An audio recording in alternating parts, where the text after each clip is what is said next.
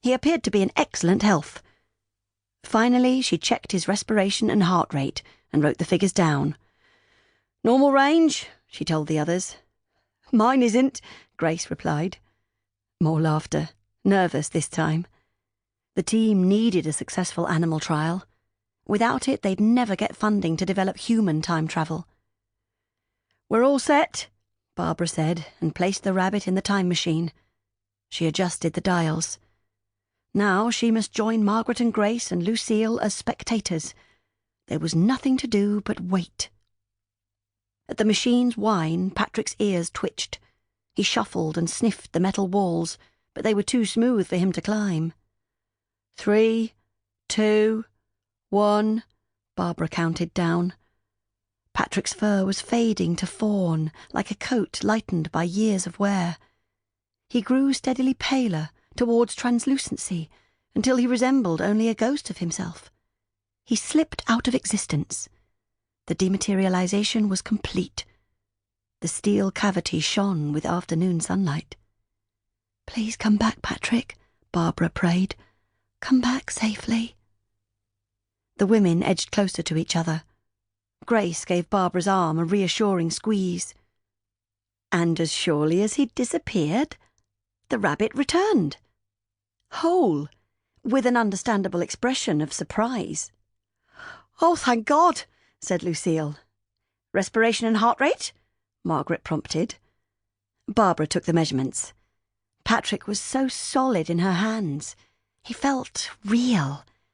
And he made their work, thus far theoretical, feel real too.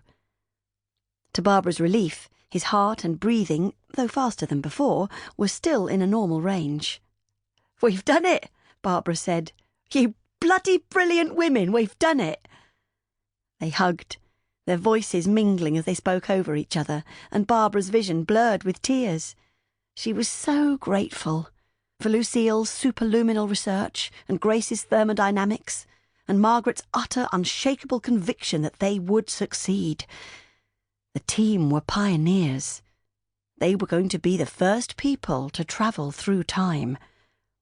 "This occasion calls for cigars," Lucille said. "What's on the menu this evening?" Barbara wiped her eyes. "I'm afraid all that's in the larder is sardines and baked beans, with evaporated milk and tinned peaches for dessert." "All lovingly decanted," said Grace. "Speaking of feasts," Margaret said, "we should give Patrick a last supper. Check his digestion's shipshape before dissection." "No!" Barbara exclaimed involuntarily. "No?" Margaret repeated. "Why shouldn't we feed him?" "Feed him, but don't dissect him." "We must, darling," said Grace.